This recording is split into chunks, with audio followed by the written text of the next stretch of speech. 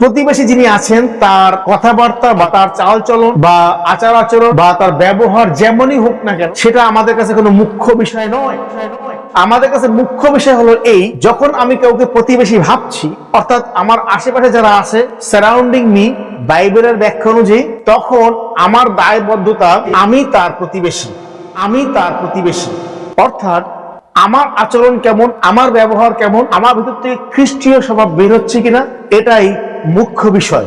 সে আমাকে রিফান্ড কি করবে, আমি তার উপকার করলে সে আমাকে কি দেবে, কেমন ব্যবহার দেবে, এটা আশা করা ঠিক নয়। অতএব যখন আমরা একজন খ্রিস্টের সৈনিক বা খ্রিস্ট বিশ্বাসী হিসেবে কোথাও অবস্থান করব, সেখানে আমার ভিতর থেকে কি খ্রিস্টের সুগন্ধ, খ্রিস্টের যে আলো, সে আলোর জ্যোতি বা জেল্লা বের হচ্ছে কিনা, সেটাই মুখ্য বিষয়।